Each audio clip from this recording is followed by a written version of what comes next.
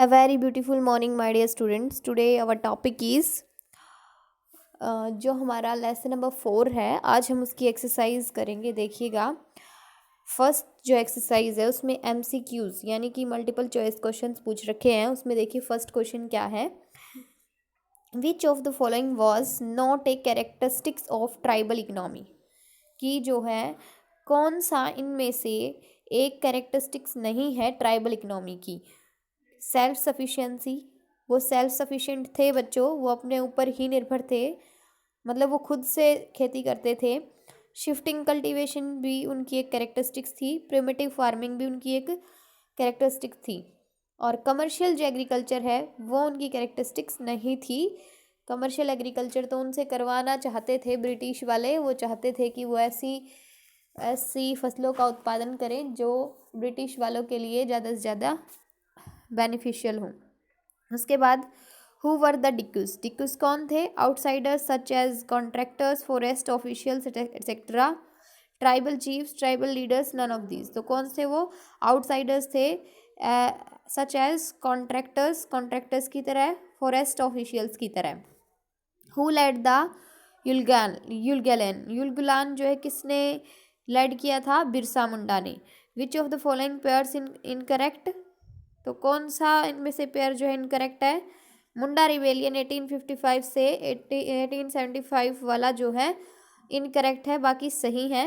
In which state was Birsa Munda born. कौन से state में बिरसा मुंडा का जन्म हुआ था? झारखंड में. सेकंड बी जो है वो देखिए मैच द फॉलोइंग. उसमें जो ये है लाबाडीज, ये किस में आएगा? आंध्र प्रदेश में. बकरवाल्स जो है वो कहाँ थे? कश्मीर में, बकरी पालने वाले. गाड़ीज जो थे वो कहाँ थे? मुंडा रिवेलियन से रिलेटेड, सॉरी कुल्लू से रिलेटेड. और युलगुलान जो थे वो किससे रिलेटेड थे? मुंडा रिवेलियन से रिलेटेड. और खोंड्स जो किससे रिलेटेड थे? ओडिशा से रिलेटेड. तो ये हमारा जो ए और बी एक्सरसाइज थी. उसके बाद जो है हमारा सी एक्सरसाइज. देखिए सी एक्सरसाइज में state whether the following statements are true और फॉल्स पूछ रखे हैं.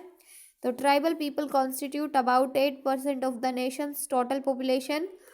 तो जो ट्राइबल पीपल थे उनका कॉन्स्टिट्यूट जो है मतलब कॉन्स्टिट्यूशन के हिसाब से जो नेशनल पॉपुलेशन है हमारी उसका 8% हिस्सा थे.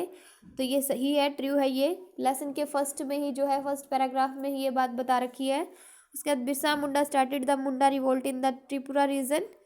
तो Birsa Munda started the Munda revolt. जब मुंडा रिवोल्ट जो है शुरू किया था बिरसा मुंडा ने, वो कहाँ से? त्रिपुरा रीजन से स्टार्ट किया था. ये रॉन्ग है. उसके बाद the Khonds depended on forest for their means of livelihood. तो जो अपनी आजीविका चलाने के लिए वो किसके ऊपर डिपेंड थे? फॉरेस्ट के लिए. तो ट्रू है ये. फोर्थ देखिए the Bed Begari was the system of force labour. तो ये ट्रू है, बेद बगारी का जो सिस्टम था फोर्स लेबर था. उसके बाद when jhum cultivator took to plough cultivation was very easy.